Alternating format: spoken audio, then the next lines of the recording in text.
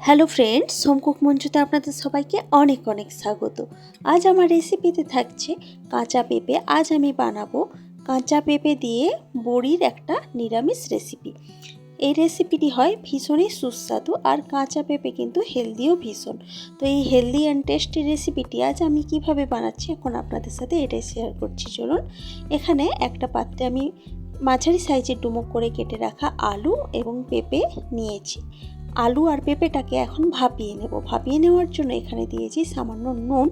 এখন দিয়ে দেব জল। সামান্য জল দিয়ে আমি এই আলু আর পেঁপেটাকে ভাপিয়ে নেব। এটাকে কিন্তু আমি ভালোভাবে সেদ্ধ করব না, হালকা করে একটু কিছুক্ষণ ভাপিয়ে নেব। এই 3 থেকে 4 মিনিট খুব ভালোভাবে আমি ফুটতে দেবো এটাকে। তো দেখুন 3 থেকে 4 মিনিট মতো পর ঢাকা খুলে দিয়েছি।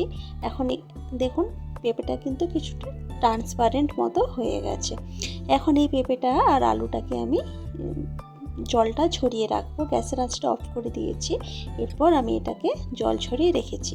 এখন একটা কড়াইতে আমি কিছুটা সরষের তেল গরম করতে দিয়েছি। তেলটা যখন বেশ ভালোভাবে গরম হয়ে যাবে তখন আমি তেলের মধ্যে দিয়েছি কিছুটা মটর ডালের বড়ি। এই বড়িগুলোকে এখন আমি লাল লাল করে ভালোভাবে ভেজে নেব। তো বড়িগুলো লাল লাল হওয়া পর্যন্ত এইভাবেই কন্টিনিউ নাড়াচাড়া করতে হবে। এরপর সুন্দর একটা কালার চলে আসলে আমি বড়িগুলোকে কড়াই থেকে তুলে রাখবো।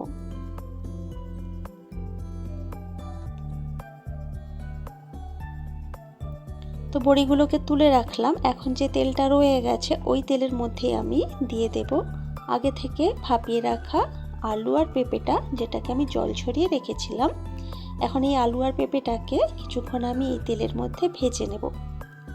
ভাপানোর সময় আমি সামান্য নুন দিয়েছিলাম, এখন আর আমি কোনো রকম নুন দিচ্ছি না, আর হলুদটাও দেব না। হলুদ ছাড়াই একটু ভালোভাবে আলু আর পেঁপেটাকে আমি ভেজে নেব।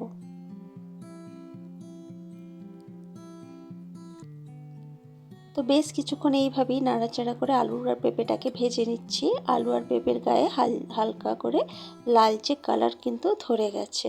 সুন্দর লালচে কালার ধরে গেলেই বুঝে নিতে হবে আলু পেঁপেটা ভাজা হয়ে গেছে।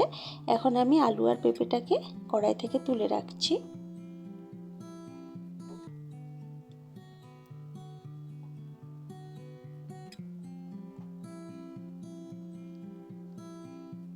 তো আলু আর পেঁপেটাকে তুলে রাখার পর এখন আমি কড়াইতে আবারও সামান্য তেল দিচ্ছি। যেহেতু আমি একটু হেলদিভাবে কাঁচা পেঁপের রেসিপিটি বানাচ্ছি, সেই জন্য চেষ্টা করছি একটু কম তেলে যাতে রান্নাটা করা যায়। তো তেলের মধ্যে আমি দিলাম শুকনো লঙ্কা আর তেজপাতা। শুকনো লঙ্কা আর তেজপাতাটা দেওয়ার পর দিয়েছি জিরে, গোটা জিরে আমি এখানে দিয়েছি ফোড়ন হিসেবে। তো ফোড়নটা একটু ফুটে ওঠার পর এখানে আমি 1 চামচ মতো আদা বাটা দিয়েছি। আদা বাটাটা দেওয়ার পরই আমি এখানে দিয়ে দেব কিছুটা হলুদের গুঁড়ো। এতে করে আদা বাটাটা আর ছিটিয়ে আসবে না। এখন আদা বাটাটাকে একটু নাড়াচাড়া করে কিছুক্ষণ ভেজে নেব। কিছুক্ষণ ভেজে নিলে আদা বাটার কাঁচা গন্ধটা চলে যায়। তো এইভাবেই কন্টিনিউ নেড়ে চেড়ে আমি আদা বাটাটাকে ভেজে নিচ্ছি। একটু কিছুক্ষণ ভেজে নেওয়ার পর এখানে আমি দিয়ে দেব একটা টমেটো। আমি মিক্সিতে পেস্ট করে রেখেছিলাম মিক্সির জারে।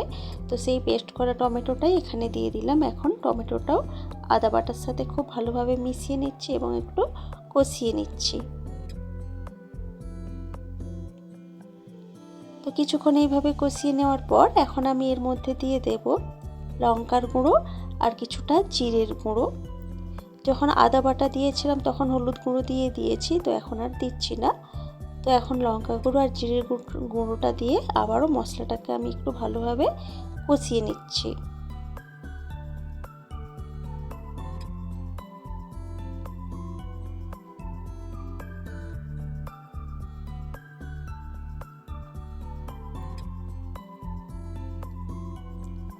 কিছুক্ষণ কষিয়ে নেওয়ার পর এখন আমি এর মধ্যে দিয়ে দেব সামান্য পরিমাণে জল। জলটা দিয়ে একটু মশলাটা কষিয়ে দিলে মশলাটা খুব ভালো কষানো হবে।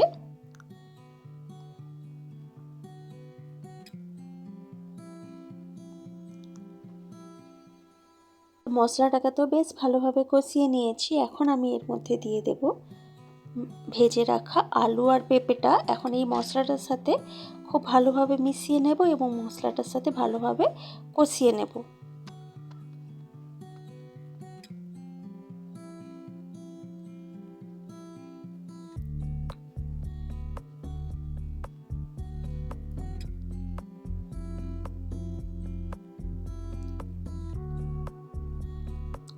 তো বেশ কিছুক্ষণ কষিয়ে নিয়েছি। এখন আমি এর মধ্যে দিয়ে দিলাম পরিমাণ মতো জল। আলু আর পেঁপেটা আমি ভাপিয়ে রেখেছিলাম, পুরোপুরিভাবে কিন্তু সেদ্ধ করানি, তো কিছুটা সেদ্ধ হবে। তারপরও আমি এর মধ্যে এখন দিয়ে দেব বড়িগুলো। বড়িও কিন্তু অনেকটা জল টেনে নেয়, তো সেই ভেবেই কিন্তু জলের পরিমাণটা দিতে হবে। তো বড়িটা দেওয়ার পর এখানে আমি দিয়ে দেব সামান্য নুন। আলু আর পেঁপে ভাপানোর সময় নুন দিয়েছিলাম, তো সেই বুঝেই নুনটা এখানে দিয়েছি। তো নুনটা দিয়ে একটু নাড়াচাড়া করে নিচ্ছি। এরপর এটাকে আমি ঢাকা দিয়ে দেব। ঢাকা দিয়ে এটাকে খুব ভালোভাবে ফুটতে দেব 4 থেকে 5 মিনিট মতো পর্যন্ত। 4 থেকে 5 মিনিট মতো পর ঢাকা খুলে দিয়েছি, আর গ্যাসের আঁচটা কিন্তু আমি মিডিয়ামে রেখে এটাকে ফুটতে দিয়েছি। তো এখানে দেখুন বেশ কিছুটা কিন্তু জল এখন রয়ে গেছে। এটাকে কিন্তু পুরোপুরি শুকনো করে রান্না করব না, একটু যাতে ঝোল ঝোল থাকে ব্যাপারটা, তো সেই অনুযায়ী জলটা আমি দিয়েছিলাম। এরপর একটু চেক করে নিয়েছি আলু পেঁপেটা সেদ্ধ হয়েছে কিনা। তারপর দিয়ে দিয়েছি এখানে একটু ভাজা মশলা গুঁড়ো, জিরে, ধনে, মৌরি আর শুকনো লঙ্কা আমি একসাথে ভেজে গুঁড়ো করে রেখেছিলাম। সেই গুঁড়ো মশলাটা দেওয়ার পরই একটু নাড়াচাড়া করে আমি দেখুন গ্যাসের আঁচ অফ করে দিয়েছিলাম। তারপর একটু ঢাকা দিয়ে রেখেছিলাম স্ট্যান্ডিং টাইমের জন্য। এরপর একটু ঠান্ডা হয়ে যাওয়ার পর এখানে সার্ভ করে দিয়েছি। তো রেসিপিটি দেখতে কিন্তু ভীষণই সুন্দর হয়েছে, খেতেও ভীষণই ভালো হয় এই নিরামিষ পেঁপে রেসিপিটি আপনাদের কেমন লাগছে সেটা কিন্তু কমেন্ট করে অবশ্যই জানাবেন।